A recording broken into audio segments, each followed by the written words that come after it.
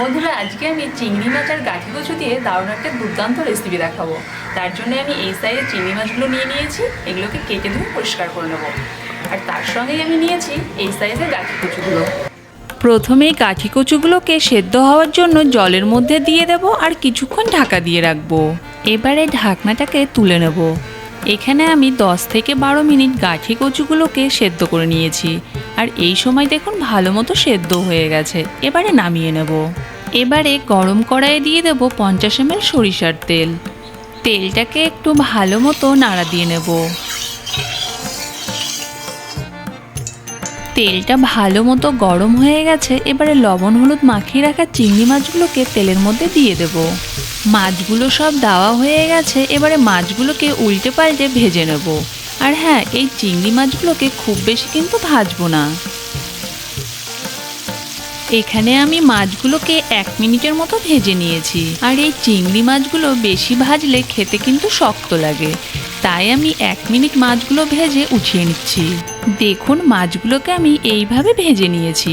এবারে ওই তেলের মধ্যে দিয়ে দেবো ছুলে রাখা গাঠি কচুগুলো। আর এর সঙ্গে দিয়ে দেবো অল্প একটু লবণ আর অল্প একটু হলুদ গুঁড়ো। এবারে সব কিছুকে ভালো মতো নেড়ে চেড়ে মিশিয়ে নিয়ে কিছুক্ষণ ভেজে নেব।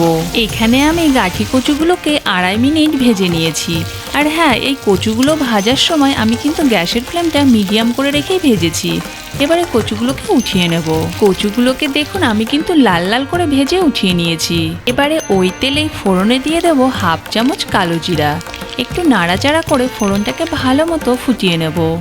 এবারে দিয়ে দেবো একটা কুচিয়ে রাখা পেঁয়াজ। আর এই পেঁয়াজ কুচিটাকেও কিছুক্ষণ নেড়ে চেড়ে ভালো মতো ভেজে নেব। এখানে আমি পেঁয়াজ কুচিটাকে 1 মিনিটের মতো ভালো মতো ভেজে নিয়েছি। এবারে একটু নাড়াচাড়া করে নিয়ে দিয়ে দেবো এর মধ্যে কিছু মশলা। প্রথমেই দিয়ে দেবো 1 চামচ ধনিয়া বাটা, 1/2 চামচ জিরা বাটা, 1 চামচ আদা রসুন বাটা আর 1 চামচ কাঁচা লঙ্কার পাকা লঙ্কা বাটা। সব কিছুকে এবার ভালো মতো নেড়ে চেড়ে মিশিয়ে নেব। আর এখানে কিন্তু আমি সব বাটা মশলাই ব্যবহার করছি, কেননা বাটা মশলা দিয়ে রান্না করলে রান্নার স্বাদ কিন্তু দ্বিগুণ বেড়ে যায়। তাই আমি সব মশলাগুলো কিন্তু শিলপাটাতে বেটে নিয়েই রান্নাটা করছি। এবারে দিয়ে দেবো 1/2 চামচ হলুদ গুঁড়ো আর দেবো 1/2 চামচ লবণ। এই লবণ হলুদটাকে মশলার সঙ্গে ভালো মতো মিশিয়ে নিয়ে কিছুক্ষণ কষিয়ে নেব।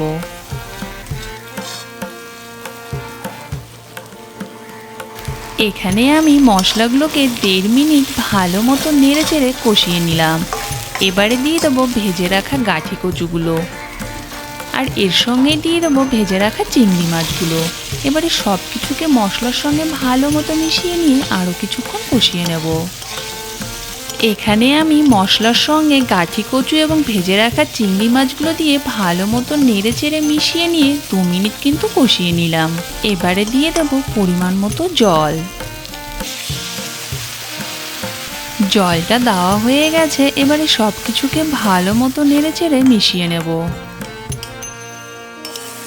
এখানে আমি জলের সঙ্গে সব কিছুকে ভালো মতো নেড়ে চেড়ে মিশিয়ে নিয়েছি। এবারে ঢাকা দিয়ে রাখবো কিছুক্ষণ। এবারে ঢাকাটাকে তুলে নেব। এখানে আমি গ্যাসের ফ্লেমটাকে মিডিয়ামে রেখে 2.5 মিনিটের মতো ঢাকা দিয়ে রেখেছিলাম। এবারে একটু ভালো মতো নাড়া দিয়ে দিয়ে দেব অল্প পরিমাণে চিনি। আর এই চিনিটাকেও ভালো মতো নেড়ে চেড়ে সব কিছুর সঙ্গে মিশিয়ে নেব। চিনিটাকে সব কিছুর সঙ্গে ভালো মতো নেড়ে চেড়ে মিশিয়ে নিয়েছি। এবারে দিয়ে দেব কিছুটা কুচিয়ে রাখা ধনিয়া পাতা। ধনিয়া পাতাটা দেওয়া হয়ে গেছে। এবারে একটু ভালো মতো নেড়ে চেড়ে মিশিয়ে নেব। দেখলেন তো বন্ধুরা, এই রান্নাটা কতটা সহজে হয়ে গেল। আর এই সিজনে গাঠি কচু কিন্তু প্রচুর পরিমাণে পাওয়া যায়। তো গাঠি কচু থাকতে থাকতে এই রেসিপিটা বাড়িতে একবার অবশ্যই ট্রাই করুন। আর দেখুন কালারটা কতটা সুন্দর হয়েছে আর গন্ধটা তো অসাধারণ বেরিয়েছে। বাড়িতে কিন্তু এইভাবে একবার অবশ্যই ট্রাই করবেন। আর কেমন লাগলো সেটা কমেন্ট করে জানাতে ভুলবেন না।